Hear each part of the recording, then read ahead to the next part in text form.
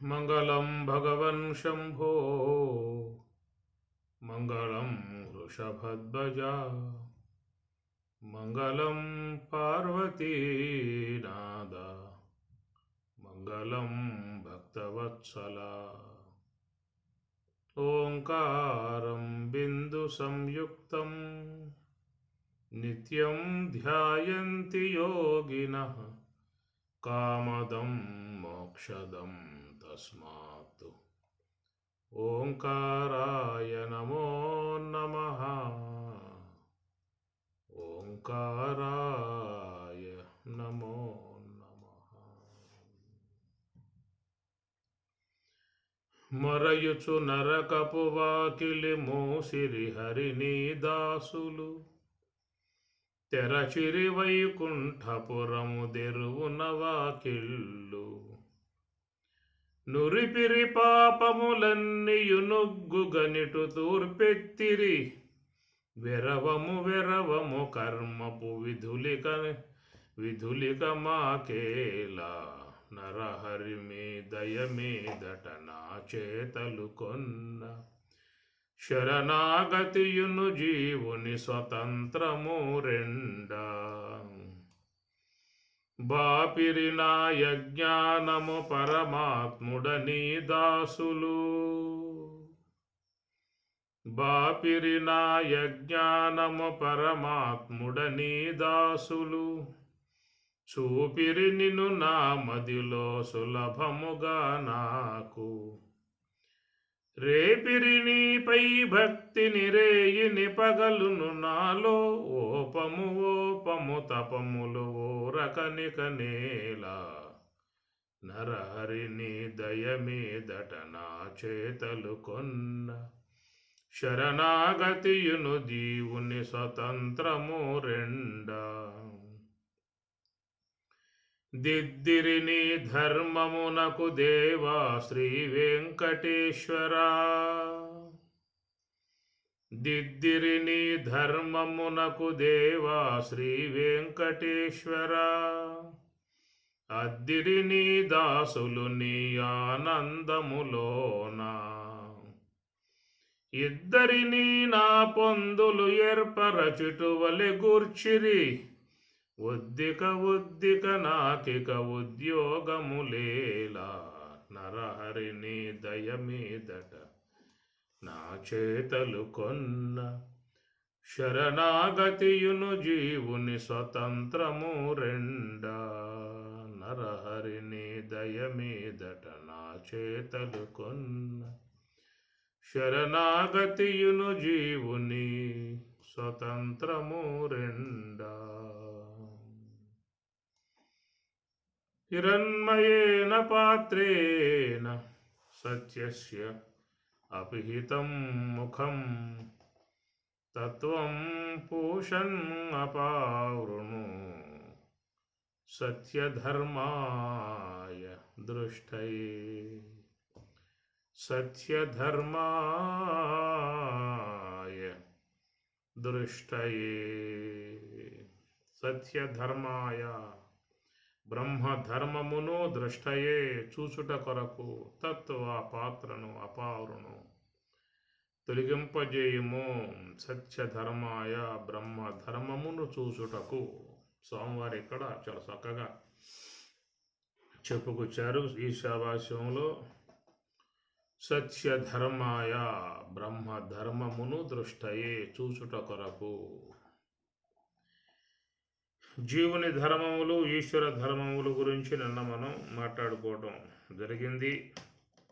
జీవధర్మములు అనేటువంటి జీవుడు లోకంలో వ్యక్తులు మానవులు కాలానుగుణ్యముగా దేశానుగుణ్యముగా ఈ ధర్మాలు అనేటువంటి యొక్క అంశాలను ఏర్పాటు చేసుకోవడం జరుగుతుందని చెప్పేసి అని, ఆ తర్వాత కాలంలో ఒకవేళ ఈ పొసిగే విధానాలు లేకపోతే మళ్ళా చట్టాలు మారినట్లుగా చట్ట సవరణలు చేసినట్లుగా అట్లా ఈ వ్యక్తులు కూడా ధర్మ సవరణలు కూడా చేసుకోవడం లాంటివి జరుగుతూ ఉంటుందనేటువంటిది. అయితే ఈశ్వరుడు భగవంతుడు ఈశ్వరుడు నియమించినటువంటి ప్రకృతి యొక్క సంబంధమై ఉన్న ఈశ్వరు నిర్మితమై ఉన్నటువంటి ధర్మములు ఏ కాలంలో కూడా మారే విధానములుగా ఉండవు. అన్ని కాలాలలో అది అట్లాగా నియమితమైపోయింది. ఈశ్వరుడు చేసినటువంటిది నిర్ణయం అయిపోయింది. వాటిని ఎవరో కూడా ఏమీ కూడా మార్చే అవకాశాలు లాంటివి ఉండవు. ఇప్పుడు కాలానుగుణ్యముగా వచ్చే ఋతువులు కానీ, కాలానుగుణ్యముగా వచ్చే వృక్షముల యొక్క ఫలములు కానీ, ఇతర జీవులలో ఏర్పడి ఉన్నటువంటి స్వభావాలు కానీ అవి ఎవరో కూడా మార్చే అవకాశం. పశువుకి పశుత్వం, మృగానికి మృగత్వం, పక్షికి పక్షత్వం, అవి స్వాభావికముగా వచ్చినటువంటి ధర్మములు. ఒక జీవి బిడ్డలను పెట్టినట్లయితే ఆ బిడ్డలను కాపాడేటువంటి విషయంలో ఎంతో శ్రద్ధలు వహించి ప్రాణాలకు కూడా తెగించి పోరాటం చేసి తన బిడ్డలను కాపాడుకునే ప్రయత్నం చేస్తుంది. ఎంతవరకు వాటి యొక్క రక్షణ, సంరక్షణ, ఆహార పోషణ అని చెప్పనంటే వాటికి తిరిగి మరలా శక్తి వచ్చి సంపాదించుకుని ఆహారం సంపాదించుకుని జీవించగలిగేటువంటి పరిస్థితి వచ్చేంతవరకే తప్ప ఆ తర్వాత వాటికి ఆ ధర్మం ఉండదేక. ఈశ్వరుడు ఆ ధర్మాన్ని విడిపించేశాడు. మీరు గమనించడం కావాలంటే ఒక మృగములు కానీ, పక్షులు కానీ, ఇతర జీవులు కానీ అవి బిడ్డలను కాపాడేటువంటి యొక్క విషయంలో ఎంతవరకు వాటి యొక్క బాధ్యత అని చెప్పనంటే అది ఈశ్వరుడు పెట్టినటువంటి యొక్క నియమాన్ని అవి పాటిస్తాయి. శత్రువులతో కూడా పోరాటం చేసి పిల్లలను కాపాడి వృద్ధి చేసే విధానములో, సంతతి వృద్ధి చేసే విధానములో ఎంతగానో పాటుపడే విధానం. ఎప్పుడైతే వాటికి ఒక సామర్థ్యం వచ్చిందో ఆ తర్వాత అది పట్టించుకోలేక వదిలిపెట్టేస్తుంది. పోండి, మీకు జీవితాలు మీకు బతకండి, నాకు ఎలాంటి సంబంధం లేదు, మిమ్మల్ని కన్నాను కాబట్టి మీకు శక్తి వచ్చేదాకా, మీకు మళ్ళీ ఆహారం సంపాదించుకునేటువంటి అవకాశం వచ్చేదాకా కాపాడగలిగాను, ఇక మీరు వెళ్ళిపోవచ్చు అనేటువంటిదిగా ఈశ్వరుడు వాటిల్లో నియమించినటువంటి యొక్క నియమాన్ని అన్ని జీవులు కూడా పాటిస్తున్నటువంటి విధానం. అయితే ఇది మానవుని యందు మాత్రం ఉండదు. మానవతా ధర్మాలు మళ్ళీ మారిపోయాయి అక్కడ. కాబట్టి ప్రకారముగా మరి మానవతా సంబంధమై ఉన్న ధర్మాల గురించి నన్ను మాట్లాడుకున్న ఈశ్వర ధర్మాలు శాశ్వతముగా స్థిరముగా ఉండేటువంటి స్వభావస్తు ప్రవర్తతే అనేటువంటి మన గీతలో చెప్పబడుతూ ఉన్నది. స్వభావము స్వస్వభావ స్వభావో అధ్యాత్మముచ్యతే అని కూడా భగవద్గీత 8వ అధ్యాయంలో స్వామి చెప్తారు. స్వభావో అధ్యాత్మముచ్యతే అన్నాడు. కనుక ఆ ప్రకారంగా ఆ స్వభావం కలిగి ఉండేటువంటి విధానము పంచభూతాలలో పృథివీకి ఉన్నటువంటి కఠినత్వము, జలానికి ఉన్నటువంటి ద్రవత్వము, అగ్నికి ఉన్నటువంటి యొక్క ఉష్ణత్వము, వాయువుకు ఉన్నటువంటి చలనత్వము, ఆకాశానికి ఉన్నటువంటి యొక్క అవకాశత్వము లాంటి ధర్మాలు వాటిల్లో సృష్టి విధానంలో స్వాభావికముగా వచ్చేసాయి. ఆయా ధర్మము కలిగి ఆయా పంచభూతములు నడిచేటువంటి విధానములు, ఇతర అన్నీ కూడా వృక్షములు కానీ అన్నీ కూడా మరి మానవుని యొక్క దేహంలో పనిచేసే అవయవాలు కానీ ఈ ప్రకారముగా ఈశ్వరుని చేత నిర్మింపబడ్డటువంటి, ఈశ్వరుని చేత శాసింపబడ్డటువంటి ధర్మాలు అనేటువంటివి ఈశ్వర సంబంధమై ఉన్న ధర్మములుగా చెప్పేటువంటి విధానం ఉంటుంది. పరమాత్మ కూడా భగవద్గీతలో సర్వధర్మాన్ పరిత్యజ్య మాం ఏకం శరణం రజ అని అంటాడు. అది 4వ అధ్యాయం చూసిన ధర్మ సంస్థాపనార్థాయ సంభవామి యుగే యుగే.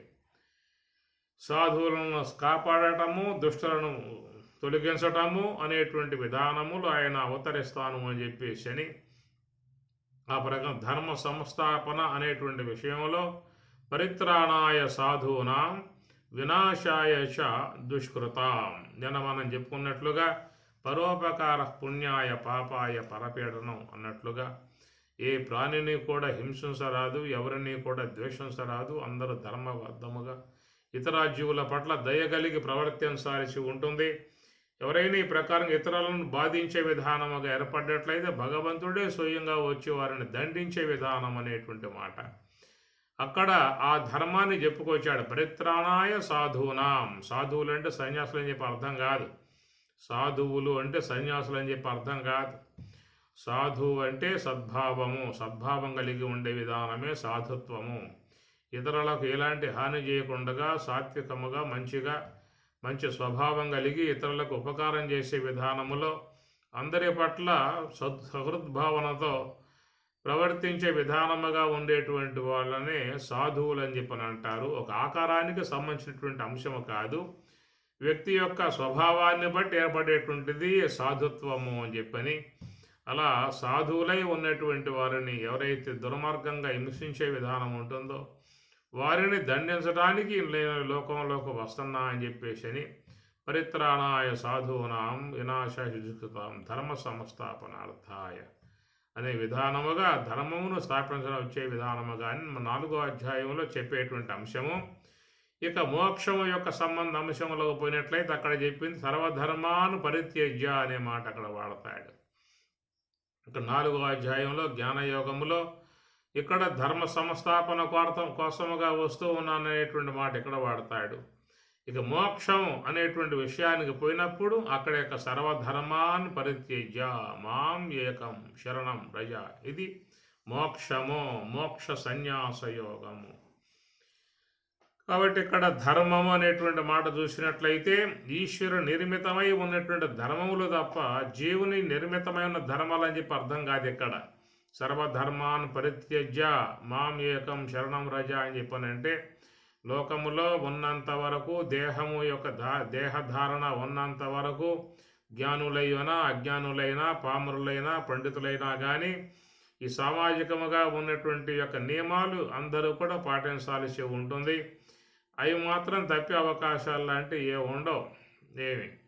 అందుచేత ఇక్కడ ఈశ్వర సంబంధమై ఉన్న ధర్మములు ఏవైతే ఉన్నాయో వాటి నుంచి నువ్వు విడబడి మాం ఏకం నన్ను శరణు వేడు అనేటువంటి మాట మనం గమనించాల్సిన అంశం ఇది. ఏమిటా అని చెప్పినట్టు సర్వధర్మాన్ పరిత్యజ్య, పరమాత్మ చేత ఈశ్వరుని చేత ఏవైతే నిర్మింపబడ్డాయో 19 ముఖములుగా ఉన్నటువంటి యొక్క ఇంద్రియములు, జ్ఞానేంద్రియములు, కర్మేంద్రియములు, అంతరేంద్రియములు, ప్రాణవాయువులు, ఇవన్నీ కూడా వాటి ధర్మములతో ప్రవర్తిస్తూ ఉన్నాయి. వాటి ధర్మము కలిగి ప్రవర్తించే విధానముగా ఉన్నటువంటి వాటితో ఈ జీవుడు అనుసంధానం కలిగి ఈ లోకములో ఉన్నటువంటి యొక్క విషయాలని ఆస్వాదించేటువంటి వాడుగా తన జీవనాన్ని కొనసాగించుకుంటూ ఉన్నాడు. ఇది లోకంలో అన్ని ప్రాణులు అందరూ కూడా చేస్తున్నటువంటి యొక్క పనే. ఇంద్రియములలో ఉన్నటువంటి స్వాభావికత అనేటువంటిది మనం ఏర్పాటు చేసినటువంటి యొక్క అంశము కాదు. అది ప్రకృతి ద్వారా ఈశ్వర శాసనముగా వచ్చినటువంటి యొక్క స్వాభావికమై ఉన్నటువంటి ధర్మములు. నేత్రం చూస్తుంది, చెవి వింటుంది, వాక్కు మాట్లాడుతుంది, మనస్సు ఆలోచిస్తుంది, బుద్ధి నిశ్చయిస్తుంది, ప్రాణ వ్యాన ఉదాన సమాన ప్రాణాలు కూడా వాటి యొక్క ధర్మాలతో ప్రవర్తిస్తూ ఉంటాయి.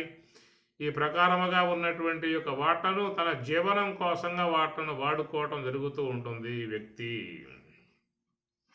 ప్రకృతి ద్వారా భగవత్ శాసనానుగుణ్యముగా ఏర్పడ్డటువంటివి ఇవి మనం పంచీకరణలో చూసుకోవచ్చు. స్వామి గారు కూడా మీకు స్థూల పంచీకరణ అనేటువంటి అంశాన్ని చాలా చక్కగా మంచిగా చెప్పుకొచ్చారు. ఆకాశం యొక్క పరగభాగము వాయువర్ధాంశమున అవకాశం ఉండటం కారణముగా మనస్సు పుట్టెను. ఆకాశం యొక్క పరగభాగం అగ్ని అర్ధాంశమునకు అవకాశం ఉండటం వల్ల బుద్ధి పుట్టెను. ఆకాశం యొక్క పరగభాగం జలార్ధాంశానికి అవకాశం ఇవ్వటం వలన చిత్తం పుట్టెను. ఆకాశం యొక్క పరగభాగం పృథివీ అర్ధాంశమునకు అవకాశం ఇవ్వటం వల్ల అహంకారం పుట్టెను అని ప్రకారంగా సాంఖ్య విధానములో మనకి అందేటువంటి యొక్క విషయాలు చూసినట్లయితే ఇవన్నీ కూడా ప్రకృతి విధానము నుంచి ఈశ్వరుని యొక్క శాసనానుగుణ్యముగా ఏర్పడి వచ్చినటువంటి సముదాయము, సూక్ష్మదేహ సంబంధమై ఉన్నటువంటి ఇంద్రియ సముదాయము.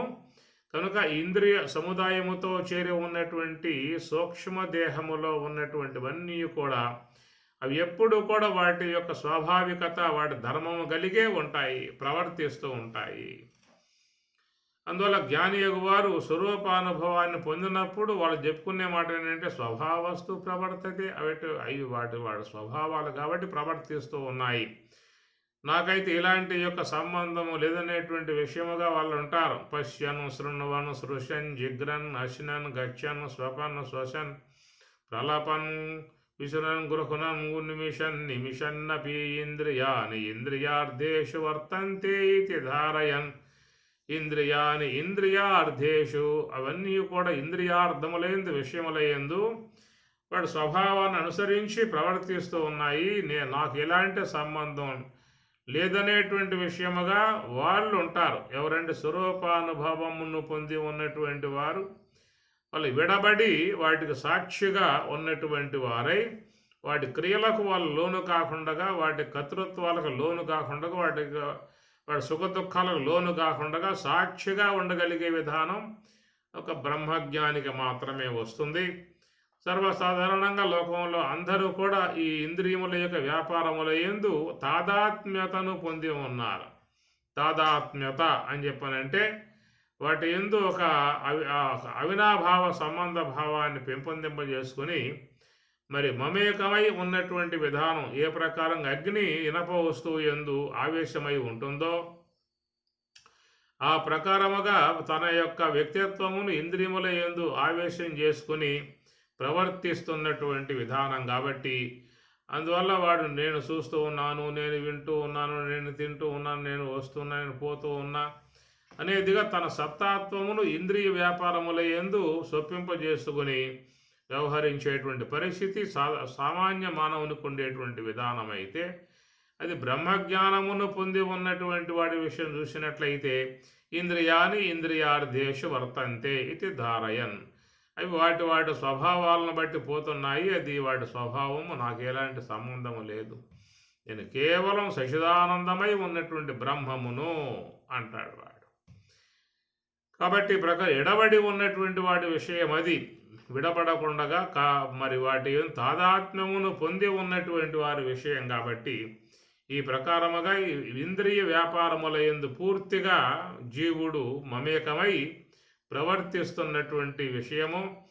ఈ ప్రకారముగా ఈ ఇంద్రియాలతో తాదాత్మ్యమును పొంది బహిర్గతంగా పోయినంత కాలం ఆయనకి ప్రకృతి యొక్క సంబంధమై ఉన్నటువంటి విషయాలు గోచరిస్తాయే తప్ప పారమార్థికమై ఉన్నటువంటి యొక్క బ్రహ్మానందాన్ని పొందే అవకాశం అనేది ఉండదు. అందుచేత ఈ ఇంద్రియములు వాటి యొక్క స్వాభావికమై ఉన్నటువంటి ధర్మములు, అవి వాటికి స్వాభావికముగా ఉన్న ధర్మాలు, అది మనం పెట్టినటువంటి యొక్క ధర్మ విధానం కాదు, ప్రకృతి ద్వారా ఈశ్వర శాసనముగా ఏర్పడ్డటువంటి మనం చూస్తూ ఉన్నాము. మన ఆ ఇంద్రియము ద్వారా చూస్తున్నాము అని చెప్పనంటే ఆ చూసే శక్తి ప్రకృతి ద్వారా ఏర్పడ్డటువంటి ఈశ్వర శాసనము. అందుచేత ఎవరెవరి యొక్క జీవన విధానాన్ని వాళ్ళు చేసుకునే విధానములో ఇంద్రియ సముదాయాన్ని వ్యవహారములో వాడుకోవడం అనేటువంటి జరుగుతూ ఉన్నది. కాబట్టి అందుచేత ఇక్కడ పరమాత్మ సర్వధర్మాన్ పరిత్యజ్య మామేకం, ఇది మోక్ష సన్యాసం యొక్క సంబంధమై ఉన్నటువంటి ఆ భాగములో చెప్పినటువంటి మాట. మోక్షం అనేటువంటి యొక్క అంశం నీకు రావాలని చెప్పన్నట్లయితే కేవలం వ్యవహార విధానం కొనసాగించుకుంటూ పుణ్యపాపాలు సంపాదించుకుంటూ అటు ఉత్తమ లోకాలు కానీ హీన లోకాలు కానీ ఉత్తమ దేహాలు కానీ హీన దేహాలు కానీ పొందే విధానాలుగా ఉన్నటువంటి వారు ఇక్కడ ఈ ధర్మ సంబంధమై ఉన్నటువంటి యొక్క వ్యవహారాన్ని పాటించాల్సి ఉంటుంది. ఇది ఇక్కడ లోక వ్యవహార సంబంధములో ఉన్నటువంటి వాడై పుణ్యపాపార్జన నిమిత్తముగా తాను వ్యవహరించాల్సి ఉంటూ జీవుడుగా ఉన్నటువంటి విధానములో. కానీ దేవుడు కావాలి అని చెప్పన్నట్లయితే స్వామి చెప్పిన మాట సర్వధర్మాన్ పరిత్యజ్య అన్నాడు. నువ్వు దేవుడు కావాలని చెప్పనంటే, నువ్వు జీవుడుగా ఉండాలని చెప్పన్నట్లయితే ప్రకృతి ద్వారా ఏర్పడినటువంటి యొక్క ఇంద్రియ సంబంధ ధర్మాలను వాడుకోవాల్సి ఉంటుంది. అందరూ కూడా వాటి తన యొక్క జీవన విధానములో వాడుకుంటూ ఉన్నారు. వాడుకోకుండా ఉన్నటువంటి వాళ్ళు ఎవ్వరూ లేరు.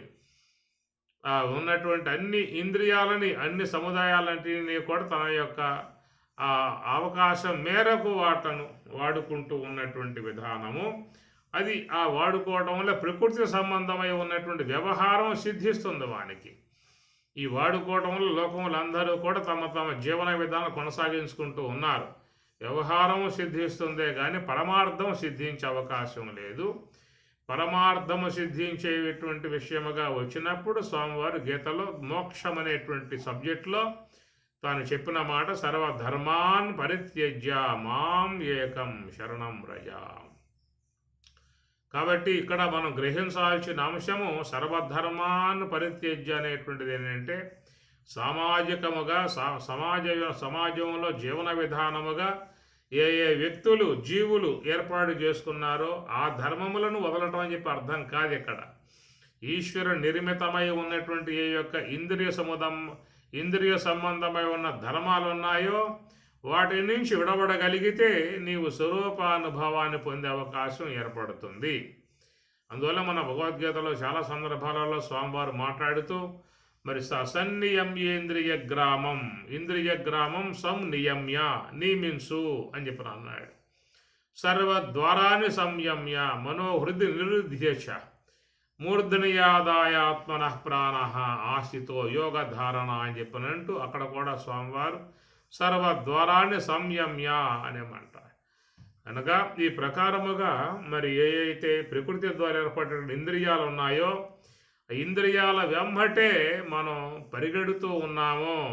ఇంద్రియములను ఆశ్రయించే ప్రకృతి వైపుకి మన ప్రయాణం కొనసాగుతూ ఉన్నది. ఇంద్రియములతో అనుసంధానం కలిగి ఉన్నంతకాలం నీకు ప్రకృతి యొక్క సంబంధమై ఉన్న అనుభవం కలిగే అవకాశం ఉందే కానీ నీకు పారమార్థికమై ఉన్నటువంటి బ్రహ్మము యొక్క స్వరూపానుభవాన్ని పొందే అవకాశం అనేటువంటిది ఉండదు. అందువల్ల ప్రవృత్తి మార్గములో పోయేటువంటి వారు ఎప్పుడూ కూడా బంధములోనే ఉంటారనేది స్వామివారి మాట. ప్రవృత్తించ బంధం నివృత్తించ మోక్షం 18వ అధ్యాయంలోనే వచ్చేటువంటి శ్లోకం అది. ప్రవృత్తించ బంధం ప్రవృత్తి మార్గములో ఉన్నంతకాలం ఈ బంధం భవబంధములు భవసాగరములు ఈ పుట్టుకల సంబంధమై ఉన్నటువంటి యొక్క అంశములే కొనసాగుతాయి అన్నాడు. ప్రవృత్తించ బంధం నివృత్తించ మోక్షం. నివృత్తి అనబడేటువంటి యొక్క అంశము ద్వారా మోక్షం అనే దానిని చేరుకునేటువంటి యొక్క మార్గము. అందుచేత ఇంద్రియ ధర్మములను ఆశ్రయించి ఉన్నంత వరకు మన జీవుడికి ఉండేది ప్రవృత్తి సంబంధమై ఉన్న ధర్మం ఉంటుంది. ఈ ప్రవృత్తి సంబంధమై ఉన్న ధర్మం ఉన్నంత వరకు దాని ద్వారా వచ్చేటువంటి పుణ్యపాపార్జన ద్వారా తిరిగి మరల అనేక శరీరాలు ధరించాల్సినటువంటి ఆవశ్యకత కూడా వస్తుంది. కనుక ఈ ప్రకారముగా పోయేటువంటి వాళ్ళ విషయముగా పరమాత్మ భగవద్గీత 4వ అధ్యాయంలో మరి ధర్మం అనేటువంటి యొక్క అంశాన్ని మాట్లాడుతూ అందరూ కూడా సామాజికముగా ఉన్న ధర్మాలు వాళ్ళు పాటించుకోవాల్సి ఉంటుంది. సమాజంలో తాము జీవించాలంటే 10 మంది చక్కగా కలిసిమెలిసి ఉండాలని చెప్పి అన్నట్లయితే అనే కోణంలో అక్కడ వస్తుంది. కానీ మోక్ష విషయంగా వచ్చినప్పుడు సర్వధర్మాన్ పరిత్యజ అనే మాట అక్కడ ఈశ్వర సంబంధమై ఉన్న ధర్మాలుగా మనం తీసుకోవాల్సి ఉంటుంది. ఏమిటా ఈశ్వర సంబంధ ధర్మములు అని చెప్పనంటే ఇంద్రియముల యందు ఏర్పడి ఉన్నటువంటి ప్రవృత్తి సంబంధమై ఉన్న ధర్మములు అవి మొత్తం కూడా వదలనిదే పారమార్థిక బ్రహ్మమును పొందే అవకాశము లేదు. సర్వధర్మాన్ పరిత్యజ్య అని చెప్పనంటూ స్వామివారు మాం ఏకం శరణం రజ మాం నన్ను ఏకం ఒక్కడనై ఉన్నటువంటి ఏకం అద్వితీయం బ్రహ్మ ఏకం అయి ఉన్నటువంటి యొక్క వస్తువు బ్రహ్మమే. కనుక ఆ బ్రహ్మమునందు మరొకటి లేదేక అది ఒక్కటే సజాతీయ విజాతీయ స్వగత భేదరహితమై ఉన్నటువంటి వస్తువునే ఏకం అని చెప్పనంటారు. కాబట్టి మాం అక్కడ భగవంతుడు కూడా మాం అనేటువంటి యొక్క మాటకు మాం అనే మాటకు బ్రహ్మమునే అర్థం సూచిస్తున్నటువంటి యొక్క విధానం. తత్వజ్ఞాన అధ్యయనం చేసి ఉన్నటువంటి వారు కూడా అహం అని చెప్పి అన్నప్పుడు వాళ్ళు బ్రహ్మతత్వ లక్ష్యార్థాన్ని వాళ్ళు భావన కలిగి ఉంటారు. ఆ యొక్క విషయాన్ని చెబుతూ ఉంటారు. కాబట్టి ఈ ప్రకారముగా మరి ఈశ్వరుడు కూడా మాం ఏకం అన్నప్పుడు అది బ్రహ్మమునకు అన్వయం అయ్యేటువంటి అంశము. నువ్వు బ్రహ్మమును ఆశ్రయించు. నన్ను ఆశ్రయించటం అంటే బ్రహ్మమును ఆశ్రయించటమే.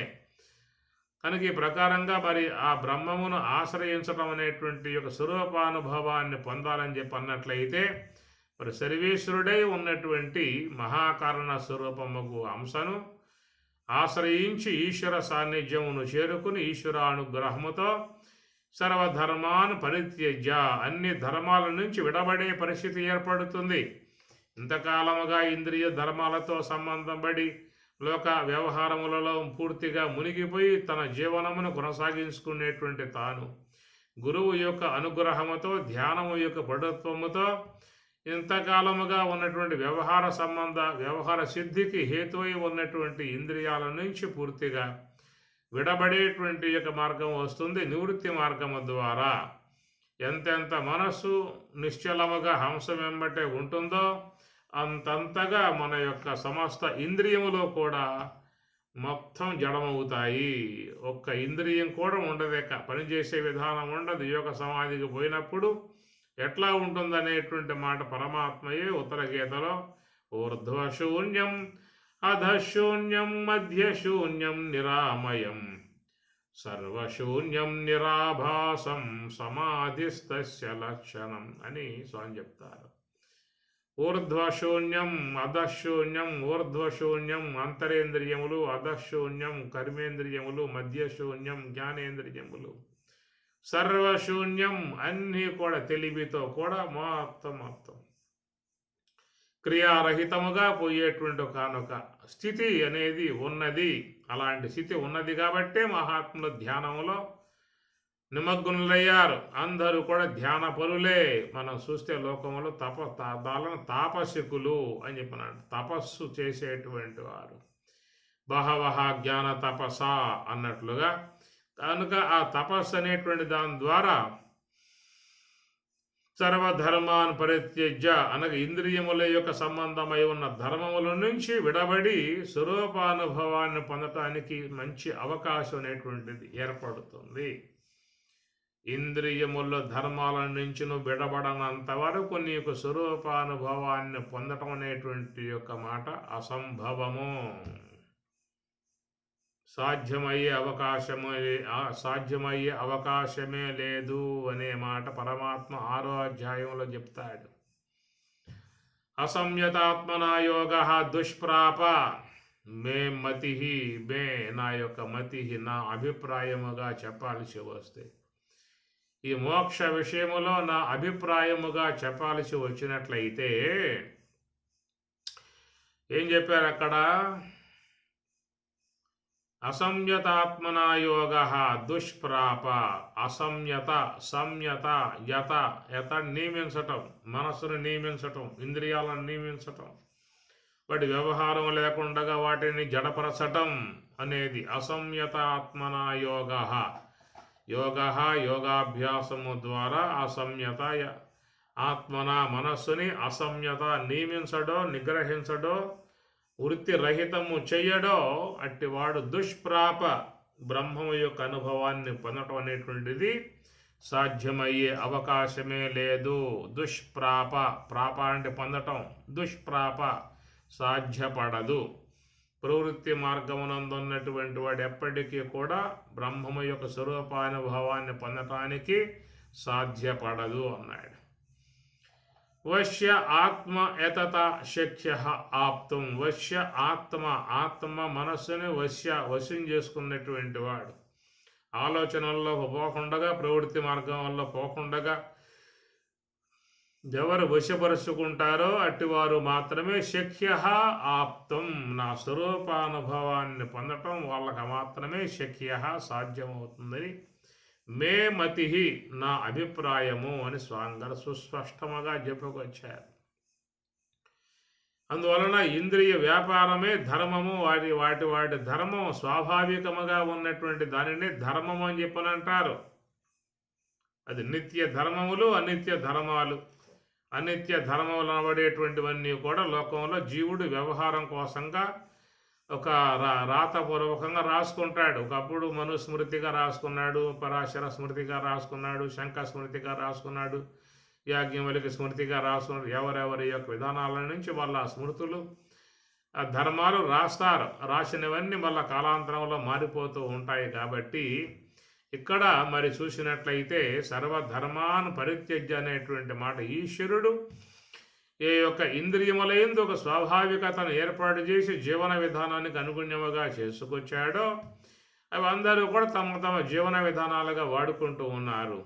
మాకు ఈ జీవన విధానాలు వద్దు, ఈ యొక్క పుట్టుకలు వద్దు, ఈ భవసాగరం వద్దు అనేటువంటి తలంపు లోకంలో ఏ కొద్ది మందికో ఏర్పడుతుంది. అందరికీ రాదు, కొద్ది మందికి వస్తుంది ఇలాంటి తలంపు. నాకు ఈ భవసాగరం వద్దు, ఈ పుట్టుకలు వద్దు, ఈ పుట్టడం వద్దు, సావటం వద్దు, ఈ ఏడుపులు వద్దు, బిడబొబ్బులు వద్దు, ఈ వేదనలు, ఈ తలనొప్పి వ్యవహారాలు, ఈ మానసిక ఒత్తులు, ఈ బీపీలు, ఈ షుగర్లు ఎక్కడ భరిస్తామని చెప్పనే భావన కలిగి ఆ యొక్క మరి స్వరూపానుభవాన్ని పొందాలనేటువంటి తలంపుతో కొద్దిమంది ఉంటారు. కాబట్టి వాళ్ళ విషయముగా స్వామివారు చెబుతూ సర్వధర్మాన్ పరిత్యజ్య, ఇంతవరకు వాడుకుంటూ ఉన్నటువంటి ఏ ఇంద్రియ సముదాయం ఉన్నదో అవి ప్రకృతి యొక్క విధానములో నా యొక్క ఆజ్ఞానుగుణ్యముగా ఏర్పడ్డటువంటివి కాబట్టి వాటిని నాకు సమర్పించు అనే మాట.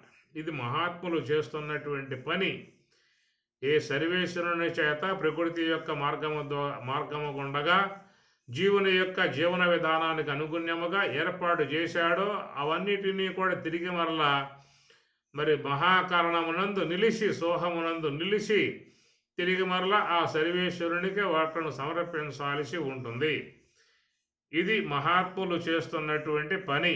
స్వామి కూడా ఇదే మాట చెప్పాడు 12వ అధ్యాయంలో, మయ్యేవ మన ఆదస్వ మయి బుద్ధిం నివేశయ నివసిష్యసి మయ్యేవా అత ఊర్ధ్వం న సంశయ.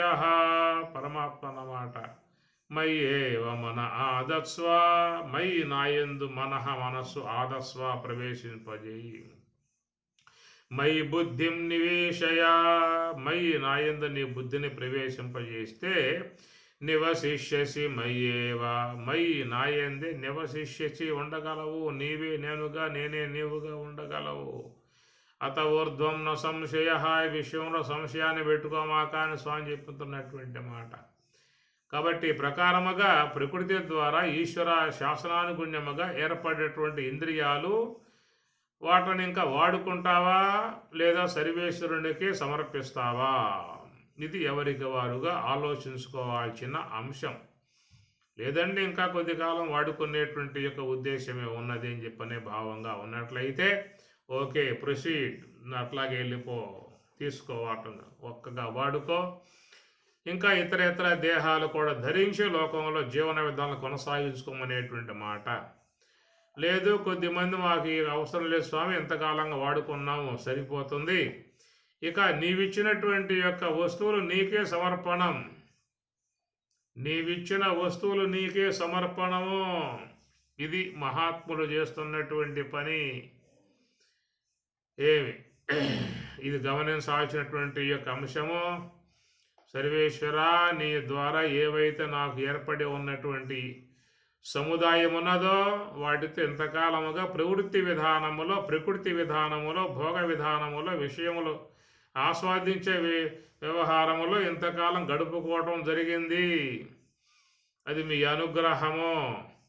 కనుక ఇక నాకు ఈ యొక్క భవ సాగరాలు వద్దు, భవబంధములు వద్దు, ఇంద్రియ వ్యాపారములు వద్దు, ఇవేవి నాకు ఇక అవసరం లేదు. కేవలం బ్రహ్మములో లీనమైపోవాలి. బ్రహ్మవేద బ్రహ్మైవ భవతి, బ్రహ్మములో చేరిపోవాలి.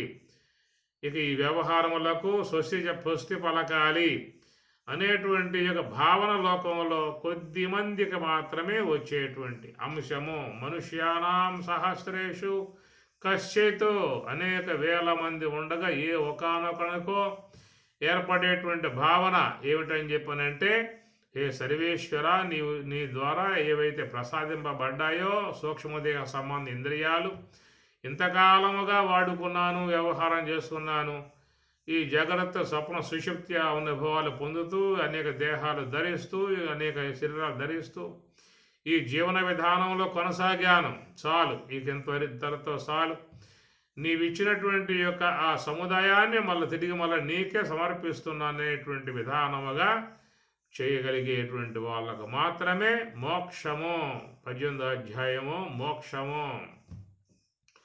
ఈ పని చేయగలిగితే వాళ్లకు మోక్షం అనబడేటువంటి యొక్క అంశము శాస్త్రం ఈ అంశాన్ని బోధిస్తూ ఉన్నది.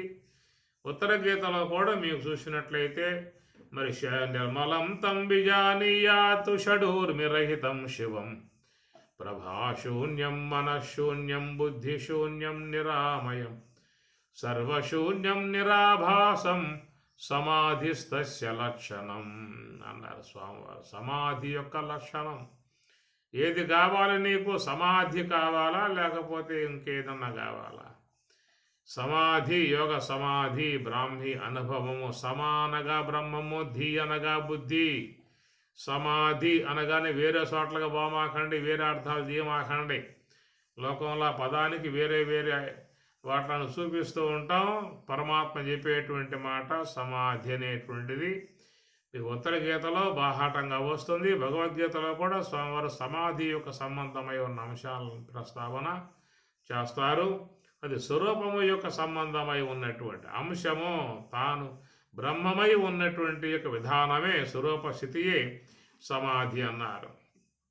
అక్కడ ఏం జరుగుతుంది అని చెప్పారంటే ఇప్పుడు చెప్పుకున్నట్లుగా ఈశ్వర నిర్మితమై ఉన్నటువంటి ఈశ్వరుని ద్వారా ప్రకృతి యొక్క మార్గము ద్వారా నిర్మితమై ఉన్నటువంటి ఏవైతే ఇంద్రియములు ఒక స్వాభావికత కలిగి ఉన్నాయో ఆ స్వాభావికత కలిగి ఉన్నటువంటి యొక్క వాట్లను భగవంతునికి తిరిగి మరలను అర్పించాల్సి ఉంటుంది. అట్లాగే పెట్టుకుంటాను అంటే నీ ఇష్టం, ఆయన కాదంటలేదు. ఇంకా నీవు ఈ లోకంలో సంచరించవచ్చు, విషయాలను ఆస్వాదించవచ్చు.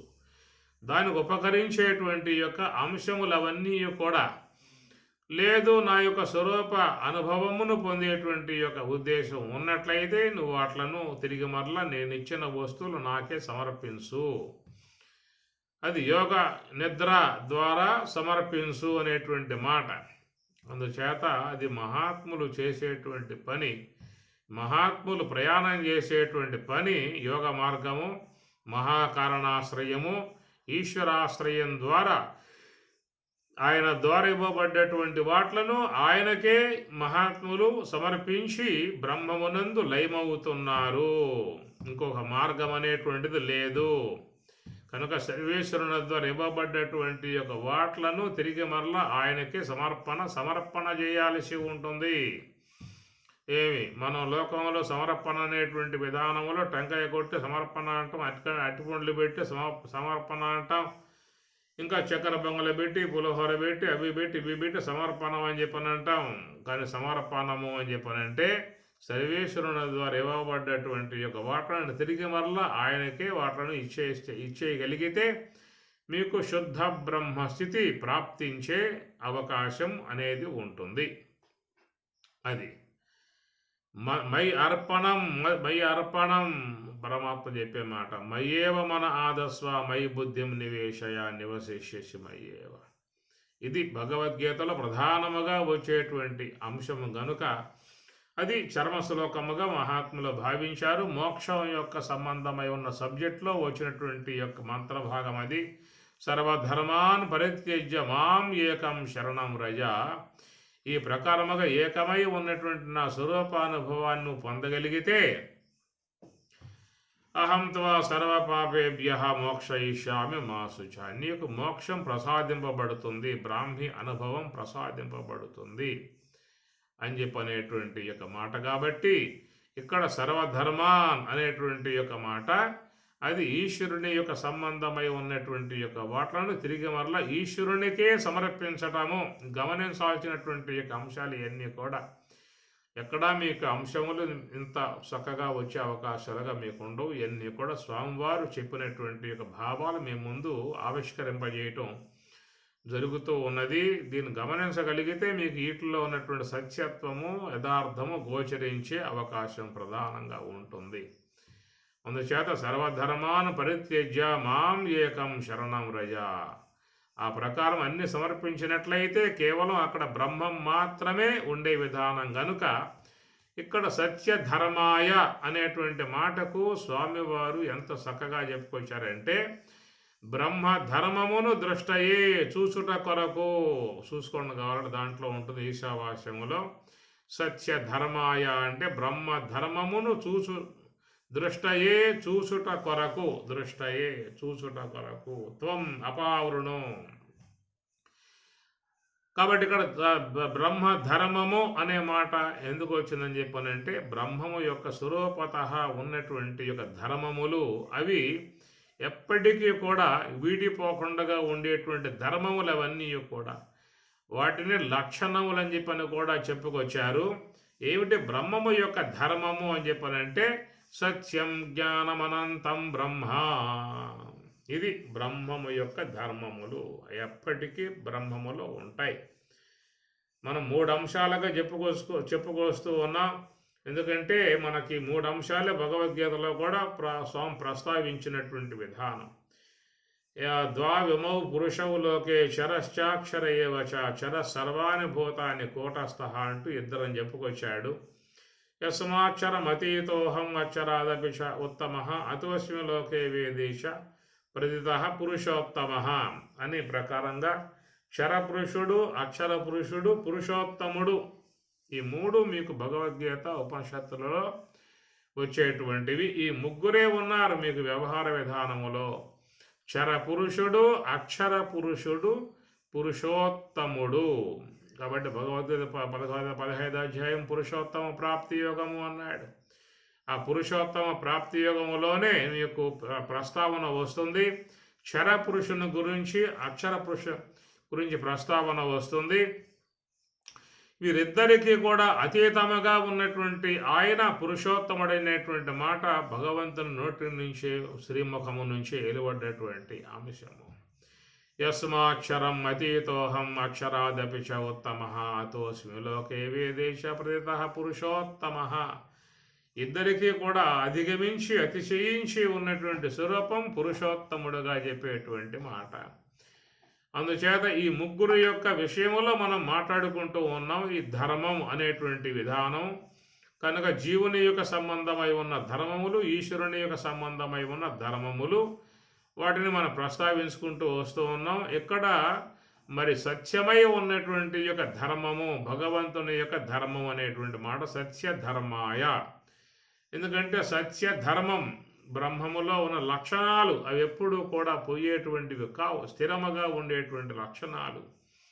బ్రహ్మములో ఆనందత్వపు లక్షణము, ప్రకాశపు లక్షణము, చేతన సంబంధమైన లక్షణము, అఖండత్వ లక్షణం ఇవన్నీ కూడా బ్రహ్మములో స్వాభావికముగా ఉన్నాయి. కాబట్టి సత్యధర్మాయ, సత్యధర్మాయ బ్రహ్మధర్మమును దృష్టయే చూచుట కొరకు, బ్రహ్మధర్మమును చూచుట కొరకు అన్నారు. ఏమిటా బ్రహ్మము యొక్క ధర్మము అని చెప్పనంటే ఆనందము, బ్రహ్మము యొక్క స్వాభావికముగా ఉన్నటువంటి ధర్మము. కనుక ఆ ధర్మం అనేది పరమాత్మ నుండి విడబడదిక. చూడు, పంచభూతాలలో కూడా ధర్మాలు ఉంటాయి. కఠినత్వం పృథివీ యొక్క ధర్మము, ద్రవత్వం జలము యొక్క ధర్మము, ఉష్ణత్వం అగ్ని యొక్క ధర్మము, చలనత్వం వాయువు యొక్క ధర్మము, అవకాశం ఇవ్వటం ఆకాశం యొక్క ధర్మము అన్నారు. యత్ కఠినం సా పృథివీ, యత్ ద్రవం తత్ తేజ, యత్ ద్రవం తత్ ఆపహ, యత్ ఉష్ణం తత్తేజ, యత్ సంచరతి సవాయు, యత్ సుశిరం తదాకాశం అని శరీరకోపనిషత్తులో ఆ మహర్షి పంచభూతములలో ఉన్న ధర్మాల గురించి ఆయన చెప్పుకొస్తాడు. కాబట్టి ప్రకారంగా ఆ దాంట్లో కఠినత్వం ఉన్నంత వరకే భూమి ఉంటుంది. కఠినత్వం వీడిందా అంటే జలం అయిపోతుంది. జలంలో కూడా శీతలత్వం ఉన్నంత వరకే జలం ఉంటుంది. ఆ శీతలత్వం తొలగిపోయింది, అక్కడ జలం లేదు, అగ్ని ఉంటుంది. అగ్నిలో ఉష్ణత్వం ఉన్నంత వరకు అగ్ని ఉంటుంది. ఉష్ణత్వం కోల్పోయిందంటే అక్కడ అగ్ని లేదు, ఇక వాయువు అయిపోతుంది. అయితే వాయువులో చలనత్వం ఉన్నంత వరకే వాయువు, ఆ చలనత్వం వీడిందా అంటే వాయువు ఆకాశం అయిపోతుంది. ఆకాశం అవకాశం ఇచ్చేటువంటి యొక్క లక్షణం ఉన్నంత వరకే అది ఆకాశం ఉంటుంది. అవకాశం ఇచ్చే విధానం లేకుండా పోయిందా అంటే అది మళ్ళీ అహంకార తత్వంలో చేరిపోతుంది, అది మహాతత్వంలో చేరిపోతుంది, అవ్యక్త తత్వంలో చేరిపోతుంది, శవల బ్రహ్మంలో చేరిపోతుంది. కనుక ఈ ప్రకారంగా వాడి స్వభావాలు ఎప్పుడైతే పోయాయో తన కారణమై ఉన్న దాంట్లో లయమైపోతాయి. అయితే బ్రహ్మము యొక్క విషయం చూసినట్లయితే బ్రహ్మములో ఉన్నటువంటి ఆనందత్వపు లక్షణము, ప్రకాశ లక్షణము, నిత్యత్వపు లక్షణము ఇవి పోయి అవకాశాలు కావు. కార్యకారణ కర్తృత్వే హేతు ప్రకృతి ఉచ్యతే. ప్రకృతి అంతా కూడా కార్యకారణాత్మకముగా ఉంటుంది. కాబట్టి ఈ కార్యములన్నీ కూడా కారణాలలో చేరిపోతూ ఉంటాయి. ఇందా చెప్పుకున్నట్లుగా పృథివీ కఠినత్వాన్ని వీడింది అంటే అది కాస్త జలములో లీనమైపోతుంది. జలం ద్రవత్వాన్ని ఈడిందా అంటే శీతలత్వాన్ని వీడిందా అంటే అది అగ్నిగా మారిపోతుంది. కార్య వస్తువు కాబట్టి కారణంలో చేరిపోతుంది. ఈ ప్రకారముగా స్వాభావికముగా ఉన్న ధర్మాలు ఇవన్నీ కూడా కఠినత్వం పృథివీ ధర్మము, ద్రవత్వం జలము యొక్క ధర్మము, ఉష్ణత్వం అగ్ని యొక్క ధర్మము, చలనత్వం వాయువు యొక్క ధర్మం, ఇవి ప్రకృతి పరముగా ఉన్నటువంటి ధర్మములు, ఈశ్వర శాసనముగా ఏర్పడ్డటువంటి ధర్మములు. అవి ఎప్పుడు కూడా విడిచిపెట్టి ఉండకపోవడం వల్లే జీవులన్నీ కూడా విశ్వంలో జీవించే విధానం ఏర్పడుతుంది. ఒకవేళ గనక ఆ ధర్మాలు విడిచిపెట్టాయా అని చెప్పి అన్నట్లయితే ఇక పృథివీ జలంలో చేరిపోతుంది, జలం అగ్నిలో చేరిపోతుంది, అగ్ని వాయువులో చేరిపోతుంది, వాయువు ఆకాశంలో చేరిపోతుంది. వాటి ధర్మాలు విడిచిపెట్టాయి కాబట్టి అట్లాగా బ్రహ్మములో ఉన్నటువంటి ధర్మములు సత్య ధర్మాయ కనుక బ్రహ్మము యొక్క ధర్మము ఏమిటని చెప్పనంటే దాని స్వాభావికముగా ఉన్న ధర్మం ఏంటని చెప్పనంటే అది ఆనందము. ఒకటి చెప్పుకుందాం. కనుక బ్రహ్మములో స్వరూప లక్షణం ఆనందం. ఈ ఆనందము అనేటువంటి ధర్మాన్ని ఈ పంచభూతాలలాగా ఏమన్నా విడిచిపెట్టిపోయే అవకాశం ఉంటుందా? ఏ కఠినత్వం అనేటువంటి ధర్మం పృథివిలో ఉన్నదో ఆ కఠినత్వం పోగానే జలమైపోయిందో, ఏ జలములో ఉన్నటువంటి శీతలత్వమైన ధర్మం ఉన్నదో ఆ శీతలత్వం పోతే అగ్ని అయిపోయిందో, ఏ అగ్ని అనేటువంటిది ఉష్ణత్వం అనే ధర్మం కలిగి ఉష్ణత్వాన్ని వీడితే వాయువుగా మారిపోయిందో, వాయువులో చేరిపోయిందో, అట్లాగా బ్రహ్మము అనబడేటువంటి దాంట్లో ఉన్నటువంటి ఆనందం అనేటువంటి యొక్క ధర్మం అది ఎప్పుడైనా పోయే అవకాశం ఉన్నదా అని చెప్పి అన్నట్లయితే బ్రహ్మము సర్వకారణము. ఈ ప్రకృతి సర్వకారణం కాదు, ఒకదానికి కారణం, అది మరొక దానికి కార్యం. అగ్ని జలానికి కారణం, కానీ వాయువు ఈ విషయంలో కార్యం. ఎప్పటికైనా కారణం కార్యంలో చేరిపోయే విధానం ఉంటుంది కాబట్టి దాని ఉష్ణత్వము పోతుంది, దానికి ఉన్నటువంటి శీతలత్వం పోతుంది, దానికి ఉన్నటువంటి కఠినత్వం పోతుంది, అవన్నీ పోతాయి. అట్లనే బ్రహ్మములో ఉన్నటువంటి యొక్క ఆనందత్వం ఏమన్నా పోయే అవకాశం ఉన్నదా? ఎందుకంటే బ్రహ్మం అనేటువంటిది కార్యముగా లేదు, అది కారణం, సర్వకారణం. బ్రహ్మమునకు మరొక వస్తువు కారణమై ఉన్నట్లయితే ఆ బ్రహ్మములో ఉన్న ధర్మము కూడా పోయే అవకాశం ఉంటుంది. బ్రహ్మములో ఉన్న ధర్మం కూడా పోయే అవకాశం ఉన్నది. ఏది ధర్మం? అది స్వభావ ధర్మం, అది ఆనందం. సత్యం, జ్ఞానం, అనంతం, ఆనందం. ఈ బ్రహ్మములో ఉన్నటువంటి ఆనందత్వపు ధర్మము అనేటువంటిది సత్యధర్మాయ. సత్యధర్మాయ బ్రహ్మధర్మమును దృష్టయే చూచుట కొరకు తత్తు ఆ పాత్రను అపావృను ఏ సూర్య భగవానుడా తొలగింపజేయుము. కనుక బ్రహ్మము యొక్క సత్యధర్మము ఎప్పటికీ ఉండేటువంటి ధర్మము ఏమిటా అని చెప్పనంటే ఆనందము, బ్రహ్మము యొక్క స్వరూపత ఉన్నటువంటి దాని ధర్మము. సత్యధర్మాయ దృష్టయే, ఆ సత్యమై ఉన్నటువంటి, శాశ్వతమై ఉన్నటువంటి, నిత్యమై ఉన్నటువంటి ఏ బ్రహ్మమునందు ఆనందత్వపు లక్షణం ఉన్నదో, ధర్మం ఉన్నదో దానిని దృష్టయే చూచుట కొరకు. లోకములో అందరూ కూడా బ్రహ్మము యొక్క ధర్మమగు ఆనందాన్ని పొందటానికే అందరూ తమ తమ జీవితములు కొనసాగించుకుంటూ ఉన్నారు, తమ తమ కార్యములు కొనసాగించుకుంటూ ఉన్నారు. ఎవరు ఏ కార్యం చేసినప్పటికీ కూడా ఆనందాన్ని ఉద్దేశించే ప్రతి కార్యమును చేస్తూ ఉంటారు. ఆనందము దానికి నెగిటివ్గా ఉండేటువంటిది దుఃఖము. అట్లనే ప్రకాశము దానికి వ్యతిరేకమైనటువంటిది అప్రకాశము, చీకటి. ఈ ప్రకారముగా మరి భగవంతుని యొక్క స్వరూపం ధర్మం అది ఆనందము అన్నట్లయితే దాని వ్యతిరేకమై ఉన్నది ఏమిటంటే దుఃఖము. ఈ దుఃఖము అనేది ప్రకృతి యొక్క ధర్మం. ఆనందము అనేది బ్రహ్మము యొక్క ధర్మం, అది సత్య ధర్మము, ఎప్పటికీ ఉండేటువంటి ధర్మము.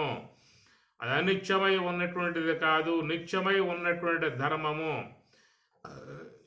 అలాంటి యొక్క ఆ ధర్మమును పొందటానికే సర్వమానవులు నిరంతరముగా మరి వాళ్ళ ప్రయత్నములు సాగుతూ ఉన్నాయి. ఏమిరా నీ జీవితం ఎట్లా ఉన్నదని చెప్పనంటే చాలా ఆనందంగా ఉందండి అంటాడు. కనుక ఆనందముగా ఉండేటువంటిది జీవితము. దుఃఖభూయిష్టమై ఉన్నటువంటి జీవన విధానం కాదు ఆ జీవితం. ఎవరో కూడా కోరుకోరు. నా జీవితం అంతా కూడా సమస్యలయ్యా, దుఃఖాలు ఎప్పుడు పడ్డ వేదనలు బాధలతో సాగుతూ ఉన్నది. ఇక ఈ జీవితం ఉంటే అంత ఊడితే అంత అని చెప్పనే విధానంగా మాట్లాడుకుంటూ ఉంటారు. అందుచేత అనాత్మ సంబంధమై ఉన్న ధర్మాలు కనుక అధ్యస్థమైనట్లయితే అవి ఎవరు కూడా భరించగలిగే అవకాశాలు కావు. అవి వాటి నుంచి విడబడటానికి ప్రయత్నం చేస్తారు, దూరంగా పోవడానికి ప్రయత్నం చేస్తారు. ఆ ప్రకారము ఎవరో కూడా అనాత్మ సంబంధమై ఉన్న ధర్మాన్ని వహించటానికి ఇష్టపడరు. ఒక్క బ్రహ్మము యొక్క ధర్మముగు ఆనందాన్ని ఆస్వాదించటానికే అందరూ కూడా వేసి ఉన్నారు. కాబట్టి సత్యధర్మాయ, భగవంతుడు సత్యధర్మాయ అంటే బ్రహ్మధర్మము అనగా బ్రహ్మానందమే ఆయన యొక్క ధర్మ విధానం కనుక అది సత్యము అనగా నిత్యమై ఉండేది.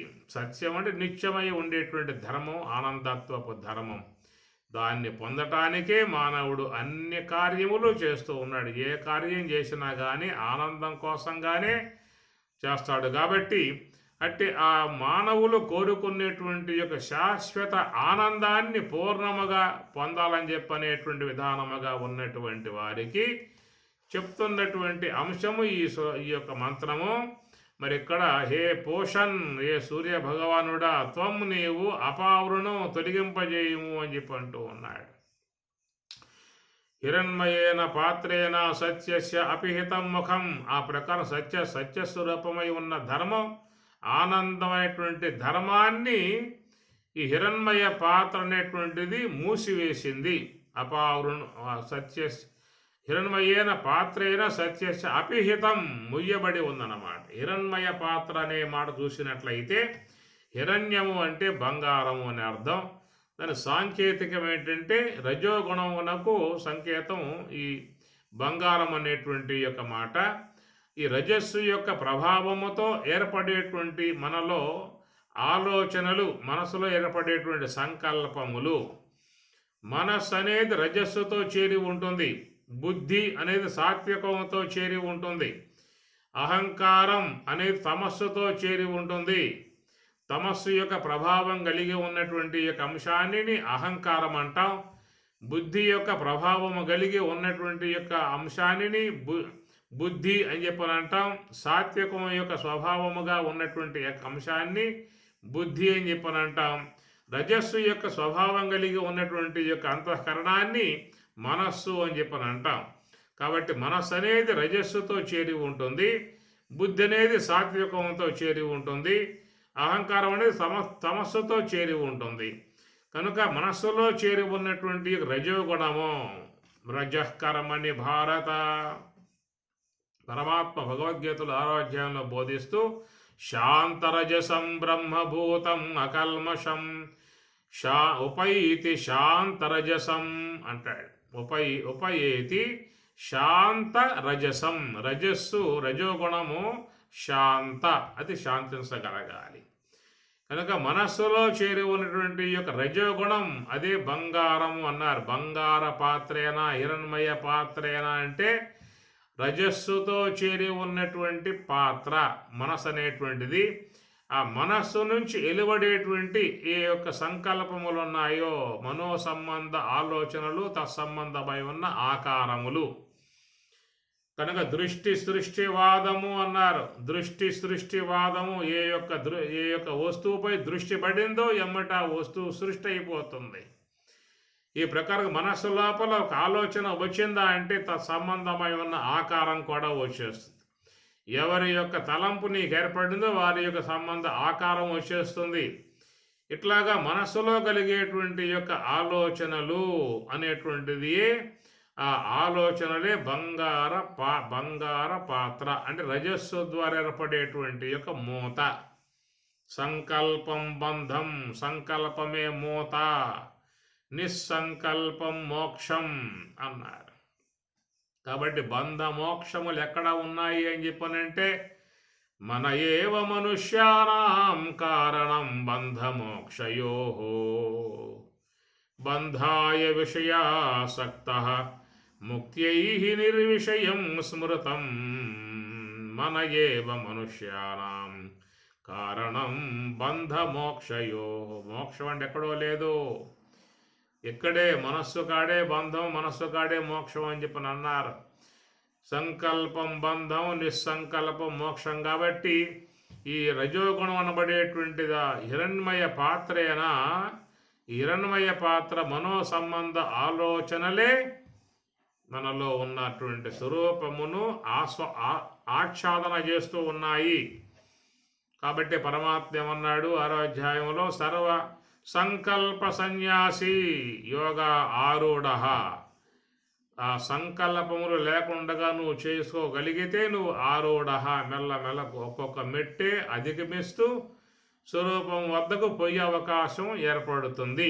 దానికి స్వామివారు కూడా చక్కటి వివరణ అందిస్తూ, ఆ ధ్యానములో ఉన్నప్పుడు ముందుగా స్థూలదేహం జడమవుతుంది, తర్వాత శ్వాస లయమవుతుంది, కుండలిని శక్తి శాంతిస్తుంది, మనస్సు జడమవుతుంది, బుద్ధి లీనమవుతుంది, జీవత్వం తొలగిపోతుంది, ఈశ్వరత్వం తొలగిపోతుంది, శుద్ధ బ్రహ్మం మాత్రమే ఉంటుంది. ఇది స్వామి చెప్తున్నమాట. స్థూల దేహానికి ఆధారం శ్వాస, శ్వాసకు ఆధారం కుండలిని, దానికి ఆధారం మన సంకల్ప శక్తి, దానికి ఆధారం మనస్సు, మనస్సుకు ఆధారం బుద్ధి, బుద్ధికి ఆధారం జీవుడు, జీవునికి ఆధారం ఈశ్వరుడు, ఈశ్వరునికి ఆధారం శుద్ధ బ్రహ్మము అన్నారు.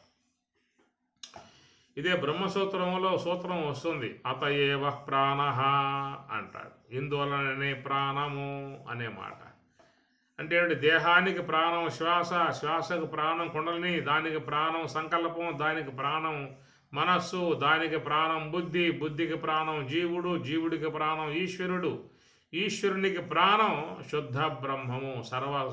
సర్వమునకు ప్రాణం శుద్ధ బ్రహ్మమే అంటాడు. జీవనం సర్వభూతేషు, పరమాత్మ అంటున్నవాడు భగవద్గీతలో, జీవనం సర్వభూతేషు, సమస్త జీవులకు నేనే జీవనం అన్నాడు. ఆయన మహాప్రాణం, బ్రహ్మము ప్రాణం. ఆయన అధిష్టానములోనే అన్నీ కూడా ఊపిరి పోసుకుని అవి వ్యవహరిస్తూ ఉన్న విధానం కనుక ఇది ఈ క్రమం అన్నమాట. ఈ క్రమ విధానాన్ని చక్కగా స్వామి చెప్తూ, సర్వ సంకల్ప సన్యాసి యోగ ఆరూఢ నహ్య సన్యస్త సంకల్ప యోగి నభవతి కశ్చన. సంకల్పత్యాగము చేయనటువంటి వాడు యోగి నభవతి, యోగి కాజాలడు అని చెప్పని అంటాడు. కాబట్టి ప్రకారముగా మీకు ఉపనిషత్తులు కానీ భగవద్గీత కానీ అన్ని గ్రంథాలు చెప్పేటువంటి మాట ఏంటంటే, అయ్యా నీ మనసులో ఏర్పడేటువంటి ఆలోచనలు అవి ఎట్లా వస్తున్నాయి? రజస్సు వల్ల. మనస్సులో రజస్సు ఉన్నది కాబట్టి రజోగుణ సంబంధముగా ఏర్పడేటువంటివి ఆలోచనలు. ఇవి బ్రహ్మమును మూసివేస్తున్నటువంటి పాత్ర. హిరణ్మయేన పాత్రేణ సత్యస్య అపిహితం ముఖం. కనుక బ్రహ్మము యొక్క స్వరూపాన్ని అపిహితం మూసివేసింది అన్నాడు. ఏదంటే మనస్సు యొక్క సంబంధమై ఉన్న రజోగుణ సంబంధమై ఉన్న ఆలోచనలు అనేటువంటివి మరి ఆ బ్రహ్మస్వరూపాన్ని మరుగు చేయటం కారణముగా మనం బ్రహ్మము యొక్క ఆనందాన్ని పొందాలనే అపేక్ష ఉన్నా కానీ మనకు అది ప్రాప్తించే అవకాశం లేదు. ఎందుకంటే మనం సంకల్పాలని ఆపలేము, తత్కారణంగా బ్రహ్మము యొక్క ఆనందాన్ని పొందే పరిస్థితి లేక ఆనందం కోసంగా లోకంలో అందరూ కూడా అలమటిస్తున్నటువంటి పరిస్థితి.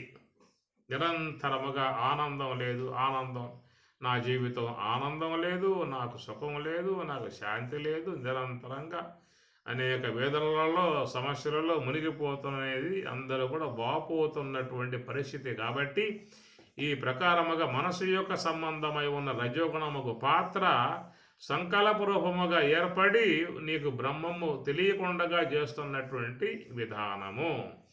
ఓం సహనావతు సహనౌ భునక్తు సహ వీర్యం కరవావహై తేజస్వినావధీతమస్తు మా విద్విషావహై.